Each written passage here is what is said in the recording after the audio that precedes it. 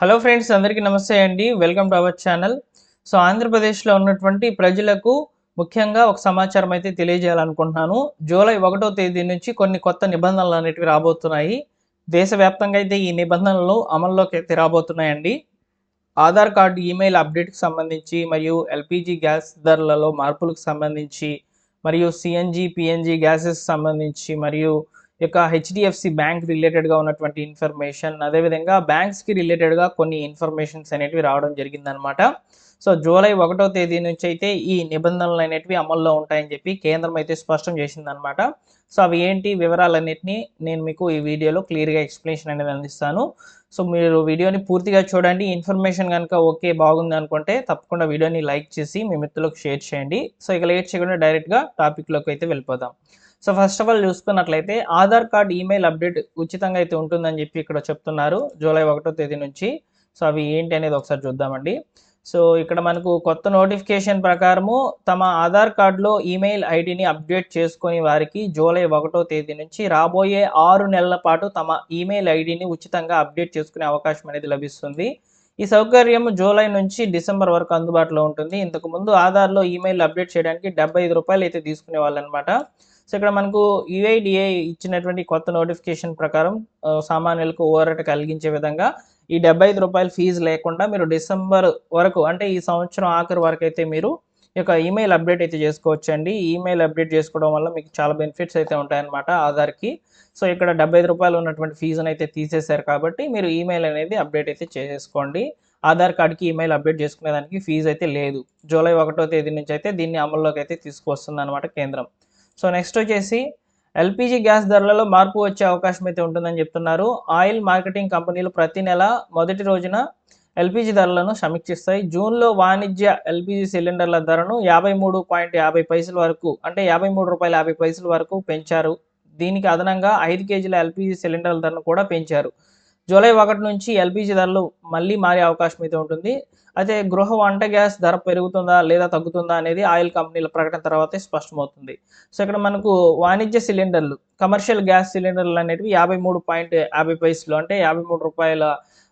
53 అయితే ఖచ్చితంగా పెరిగిందని అయితే ఇక్కడ చెప్తున్నారు. అయితే గృహ వినియోగానికి ఉపయోగించేటివి, అంటే ఇప్పుడు మనం సబ్సిడీకి తీసుకుంటున్నాం కదా ఎల్‌పీజీ గ్యాస్‌లు.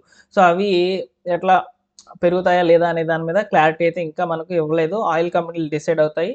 మనకు జూలై 1వ తేదీన కొత్త ధరలనేటివి రావచ్చు. మాక్సిమం పెరిగేదానికే ఛాన్స్ అయితే ఉన్నాయండి. మనం గతం నుంచి చూస్తూనే ఉన్నాము. ఎక్కడ కూడా గ్యాస్ సిలిండర్ ధర అనేది తగ్గిందే లేదు, పెరుగుతూనే ఉందన్నమాట. మళ్ళీ ఎల్‌పీజీ గ్యాస్ సిలిండర్ల ధరలలో మార్పులొచ్చే అవకాశం అయితే ఉంటుందని చెప్తున్నారు. అలానే మీరు కేవైసీ అప్డేట్ చేసుకోకపోయినట్లయితే మీకు వచ్చేటువంటి సబ్సిడీ ఇక మీదట రావు. సబ్సిడీ సిలిండర్లు కూడా రావని చెప్పి కేంద్రం అయితే స్పష్టం చేస్తుంది. ఎవరైతే ఉజ్వల కింద అయితే రిజిస్టర్ చేసుకొని ఉన్నారో వాళ్ళకి కంపల్సరీగా మీరు ఈ సబ్సిడీ గ్యాస్ పొందాలంటే ఖచ్చితంగా కేవైసీ అప్డేట్ చేసుకోవాలని చెప్తున్నారు కాబట్టి మీకు దగ్గరలో ఉన్నటువంటి మీ గ్యాస్ ఏజెన్సీ దగ్గరికైతే వెళ్ళి కేవైసీ అయితే అప్డేట్ చేసేసుకోండి. ఓకేనా? నెక్స్ట్ వచ్చి ఇక్కడ చూడండి, ఏటీఎఫ్ అదే విధంగా సీఎన్‌జీ, పీఎన్‌జీ వీటి మీద కూడా ధరలలో మార్పులు వచ్చే అవకాశం అయితే ఉంటుందని చెప్తున్నారు. ఏవియేషన్ టర్మినల్ ఫ్యూయల్ అదేవిధంగా సీఎన్‌జీ, పీఎన్‌జీ ధరలు కూడా జూలైలో ప్రారంభంలో సవరించే అవకాశం అయితే ఉంది. గత నెలలో ఈ ఇంధనాల ధరలు అయితే పెరిగాయి. అందువల్ల జూలై 1న కొత్త ధరల ప్రకటన రవాణా ఖర్చులు మరియు విమాన ఛార్జీలపై ప్రభావం అయితే చూపించవచ్చు అని చెప్పి చెప్తున్నారు. ఇక్కడ మనకు సీఎన్‌జీ, పీఎన్‌జీలతో నడిచేటువంటి ప్రయాణాలు ఏవైతే ఉంటాయో వాటి మీద కూడా ఛార్జెస్ అనేవి పెరిగే అవకాశాలు అయితే ఉంటాయని చెప్తున్నారు. రవాణా, విమాన ఛార్జీలు కూడా పెరిగే అవకాశాలు అయితే ఉంటాయి. జూలై 1వ తేదీ నుంచి కొత్త ధరలు అనేవి చూడవచ్చు, కొత్త ఛార్జెస్ అనేవి చూడవచ్చు అని చెప్పి చెప్తుంది. నెక్స్ట్ వచ్చేసి హెచ్‌డీఎఫ్‌సీ బ్యాంక్ అయితే కొత్త క్రెడిట్ కార్డ్ నిబంధనలు అయితే తీసుకొచ్చిందండి. HDFC bank Regalia gold credit card వినియోగదారులకు సంబంధించి ఒక పెద్ద మార్పు అయితే రాబోతుంది. జూలై 1వ తేదీ నుంచి ఉచిత దేశీయ విమానాశ్రయ లాంజ్ యాక్సెస్ పొందాలంటే మీరు గత 3 నెలల్లో కనీసం 60,000 ఖర్చు చేసి ఉండాలి క్రెడిట్ కార్డ్ అనేది.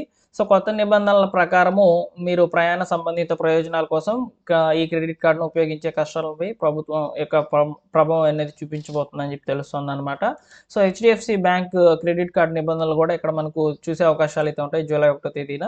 కార్డ్ ఎవరైతే వాడుతున్నారో వాళ్ళకి ఖచ్చితంగా ఒక 3 మంత్స్ ఖచ్చితంగా మీరు ప్రీవియస్‌గా 60,000 అనేది ఖర్చు చేసుకొని ఉంటేనే మీకు యాక్సెస్ అనేది లభించడం జరుగుతుందని చెప్పి చెప్తున్నారనమాట. అదేవిధంగా జూలైలో చూసుకున్నట్లయితే బ్యాంకులకు సెలవులు అనేవి ఎక్కువగా ఉన్నాయండి. 12 రోజుల పాటు సెలవులు అయితే ఉన్నాయని ఇక్కడ మనకు తెలుస్తుందన్నమాట.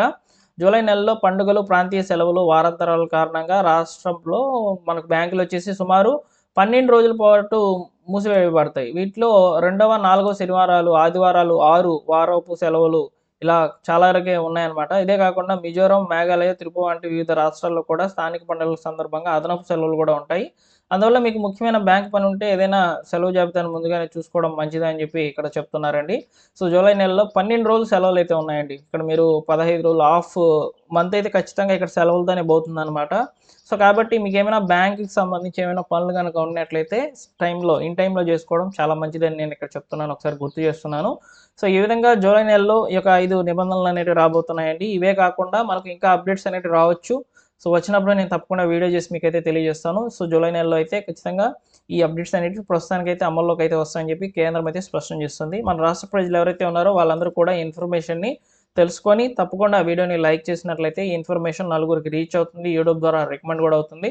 తప్పకుండా రికమెండ్ చేసేయండి, లైక్ చేసేయండి. అదేవిధంగా డిస్క్రిప్షన్‌లో టెలిగ్రామ్ ఛానల్ అయితే పెడుతున్నాను. అందులో జాయిన్ అవ్వండి. ఇలాంటి లేటెస్ట్ అప్డేట్స్ మీరు తెలుసుకోవచ్చు. Thank you for watching.